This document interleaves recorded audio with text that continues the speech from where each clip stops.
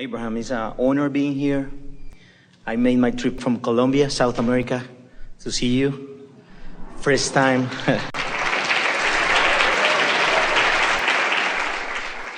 My question is, since I was a child, I know the feeling that I have my inner being guiding me in everything.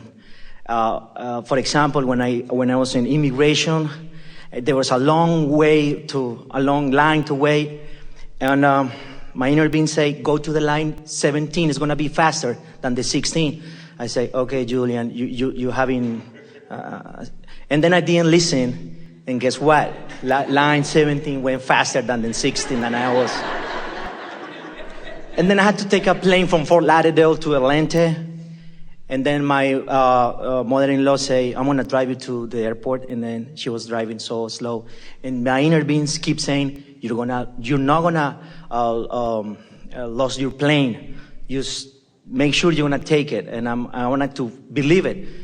And then they stopped the plane. Everything happened. And finally, I got in Atlanta, Georgia. So sometimes I get confused. Sometimes when my inner being says, do this or do this, I want to make sure it's my inner being and not my doubt, because it told me, go and play the lottery. And I say, okay.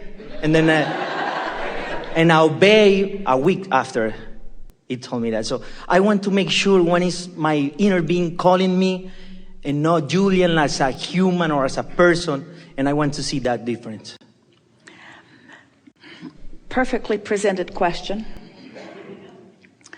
So we talked about realizing something, or we talked about being in a place where you receive the revelation of it. And we've talked about how you've put all that you want into your vortex, and that it has been spinning. We should put your vortex up here, that it has been spinning, and that the cooperative components have all been gathered. And the question is, are you a cooperative component? So if you're in the vicinity of that high-flying source energy, source-involved vortex, if you're in the vicinity of that and you get an impulse and you follow it, the impulse is always the right one. But let's talk about the other grid disks, the other points of attraction.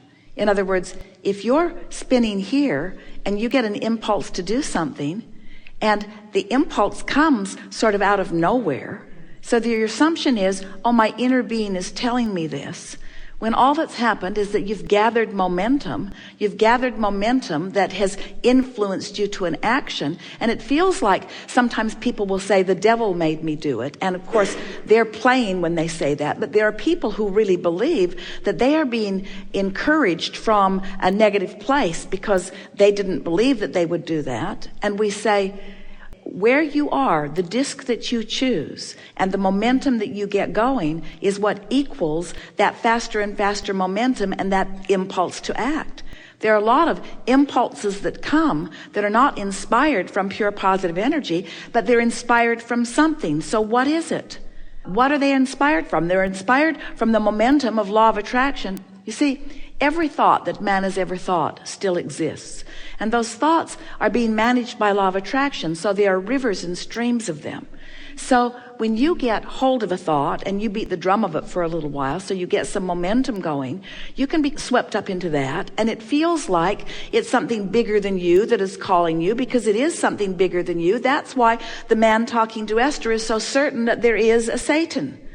There certainly must be something that will offer me bad information. And we say, of course, there are rivers and streams of that. You get to choose what vibrational disc you are on.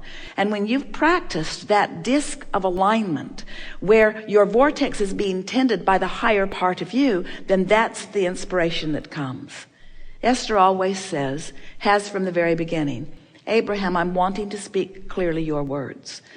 And what she means by that is, I want to be in the vibrational place that your impulses and your message and your meaning will be so clear to me that I will find the words that express it, you see. And so sometimes, like in wanting to win the lottery, sometimes that intention is not coming from your vibrational place of prosperity. Sometimes that desire to win the lottery is coming from your place of not having enough. So you're not on the disc. You're not on the disc that is in alignment with all that you are, but still the impulse comes, you see. So it's a matter of just practicing. And the way you practice is by thinking and feeling on purpose, and then by watching what manifests. We haven't talked about this today, but let's do it. You come from non-physical, and non-physical still remains non-physical. So you always have that relationship with non-physical, and that's what your emotions are. So when you have an impulse to do something, if you are keenly aware of the way it feels, you can really feel if you're resonant with source. And you know the difference. We know you do. You know the difference between being resonant with source and feeling something and just feeling something. So you might say, all right, inner being, I know you're there. All right, Abraham, I know you're there. I know you're there, and I know you're available to me. And I also know that it's up to me to choose a high frequency disc in order for our communication to be steady and constant. And so I'm practicing myself there all the time. Esther laughs every now and again, not laughs so much as complains, but it is laughable. It's just annoying to her when she knows that she has access to this, that she would choose anything less than this. Why would I ever choose anything less than this? And friends, well-meaning friends, will say, well, you're human. And Esther will say, well, that stinks, doesn't it? In other words, I don't have to be so human. I don't have to choose those lower discs. I know better. And we say, how do you know you're on a high-flying disc if you're not occasionally on a low-flying disc? How do you know who you really are if you don't occasionally pinch yourself off from who you really are?